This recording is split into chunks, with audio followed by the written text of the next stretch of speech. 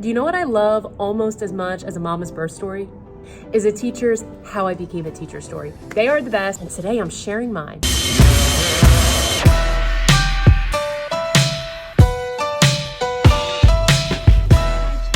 Welcome. If you are a returning subscriber, thank you and welcome back. Today I want to talk about how I became a teacher. It is currently the end of my school day and I do feel it is necessary to explain my outfit. It is Spirit Week. Today is Twin Day, so I am beaching it up with my staff twin. Yesterday was Elderly Day. I came to school dressed like an old lady, and there was only one other person in my entire high school who actually dressed up like an old person. Now for me, I always knew that I wanted to be a teacher since the 3rd grade.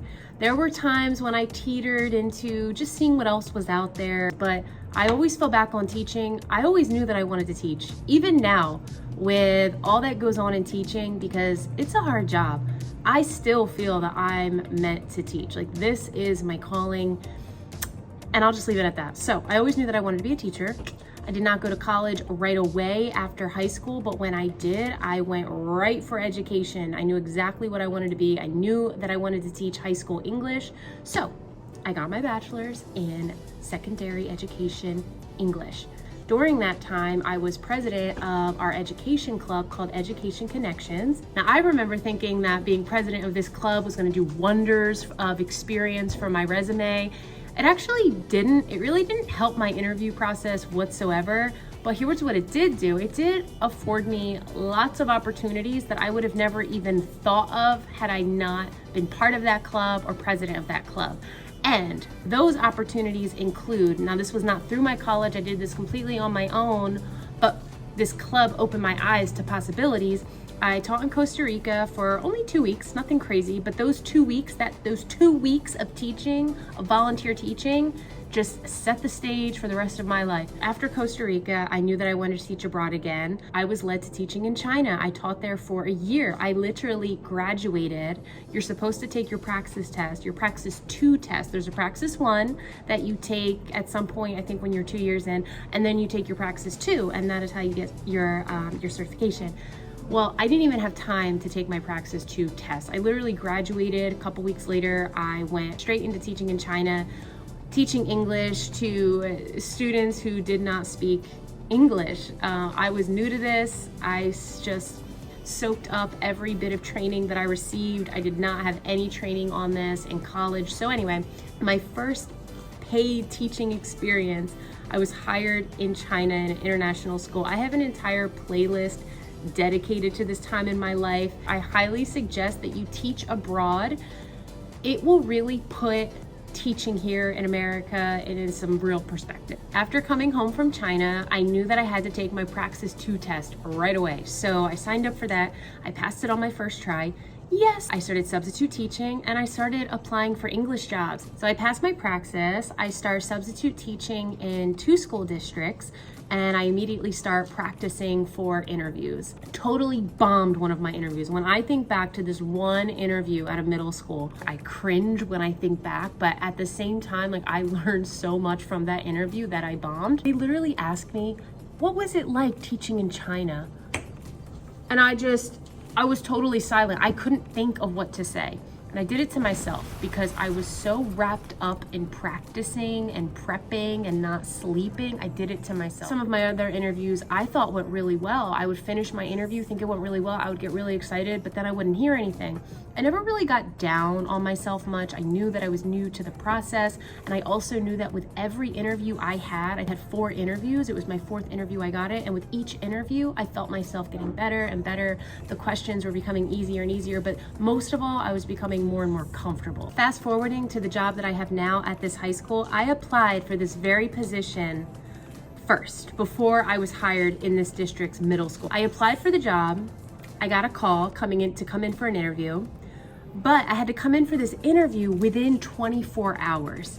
I was working at the time. I wasn't going to get done till nearly 2 a.m. And then I was supposed to have an 8:30 a.m. interview and I was not ready. So long story short, I didn't go. I tried to reschedule it. About 2 weeks later, I get a phone call to interview for their middle school, one of their middle schools, as a sheltered language arts teacher. Now, I didn't apply for a sheltered language arts teaching position. I didn't even know what that was. I applied for a language arts teaching position. It wasn't until I got there when they started questioning me about Costa Rica, questioning me about China. Sheltered means bilingual, okay? It just means bilingual. Bilingual language arts, sheltered language arts. I would teach a certain population of students, English language learners. I'm sure you're familiar. If you're not, they are learning English, okay? It's all the same content. I'm teaching exactly what I would be teaching all the other students, but you do it in a way that is more accessible and feasible for English language learners. I was totally on board with this. I said, give me the sheltered, give me the bilingual. I did have to do a demo lesson. I was super nervous about my demo lesson. I ended up throwing the whole entire lesson out the window. I never stopped planning. The whole night went by. And you want to hear what happens at my demo lesson? They were supposed to know a certain amount of English, certain level of English. They knew zero. I asked them how they were, very basic questions, you know, how their day was going. Nothing. I remember seeing the principal in the back of the room going. I was thinking, one, you got to get them to produce work. They need to produce something. Think quickly, what are they going to produce? And two, something I learned in China, when they don't understand what's coming out of your mouth, go to vocabulary. You got to teach them vocabulary. You have to start with vocabulary. So that's what I did. In short, I just focused on a few vocabulary words, and the work that they produced, it wasn't anything significant, but at the same time, it actually was, because learning another language is hard. I got them to draw pictures of what the vocabulary word meant. And I don't remember what the vocabulary words were, but we're not talking about cat and dog, okay? They were a bit more sophisticated than that. So it all worked out, and I was offered the job. I taught sheltered language arts for 3.5 years, and then I taught regular mainstream language arts and honors language arts for 3 years after that. In total, I taught middle school for 7 years, okay? And then a couple of months ago, 4 months ago, almost 5 months ago, I got into the high school. I had my eye on teaching English in high school since day one. I remember when I was hired in the middle school, and I very excitedly told my family about it. I would tell my family about my position, but then I would end it with, this is going to be a great place for me to start before I end up in the high school. I like middle school a lot. I never loved it to the point that I stopped thinking about high school. I never got that far, but I really did enjoy teaching middle school. It took me 7 years to apply to the high school. During that time, I received my ESL certification. It just seemed appropriate in all of my experience teaching English language learners, and also my passion for it, and my passion for teaching others how to teach English language learners too. I got married, I had 2 children. All of these amazing things happened while I was teaching middle school. Well, so now I'm back in school for my master's, and while I'm taking these classes, I'm realizing I need to get into high school, because I'm starting to think about my future, where I want to go, and I didn't see myself in middle school. So I see the job posting, I apply. I also sent this follow-up email to the principal of the school, kind of like introducing myself a little bit and letting her know that I applied for the position and how honored I would be for it. Some people might argue against that. I'm going to tell you something. For every job that I applied for, even though I was instructed not to do this, I didn't care. I did it anyway. I felt like I wanted to show them my creativity somehow. So with my middle school job, I printed a brochure of what I was good at, and I really sold myself in this small little package, and I sent it to everyone. And I really think that that package was one of the reasons I got the phone call to at least come in for the interview. And once I realized that I was going to have an interview, I said, this is great. Until it wasn't so great. Because of COVID, it was a video interview. It was awful. You had a minute to answer each question, and they did allow you to re-record yourself as many times as you wanted, but trying to say everything that you want to say in a minute and how you differentiate in, what you believe your strengths and weaknesses are. I found it very difficult to do in a minute. Every day I was waiting. So finally, the email comes for my second interview. I was super excited, and the second interview would be in person. Yes, I immediately put together tons of student work. This is how I wanted to be able to pull something out. If I refer to something that I did in class, I wanted to be able to say, oh, and look at what they created, look at what they did. I always kind of knew that I would want to keep student work for something like this. So I put that all together. On top of that, I also put together an online portfolio, which I spent a great deal of time on. I basically put together this long slideshow of what I'm all about, what my philosophies are, what I have been doing over the years, that I am a very hardworking, passionate teacher. I did all of that within like 2 days, and it paid off because I got the job. Now, with this interview coming up, as excited as I was also super calm. No lie, there was no prepping for this interview.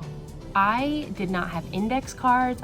I felt so confident that there was no question they could ask me that I wouldn't immediately know the answer to. I even remember before the interview when I was parked outside. I was parked outside FaceTiming with a student. Oh, that's another funny story. I had a student write me a letter of recommendation. How sweet is that? How sweet is that? She wrote me a letter of recommendation and delivered it to the high school principal or the high school vice principal. And they actually addressed this letter to me in my second interview. Wasn't that just the sweetest thing? So this student, I'm actually talking to this student in my car. I'm telling you this because years ago, I would have never been talking to a student right before my interview. I would have been going over in my head all the things that I wanted to say.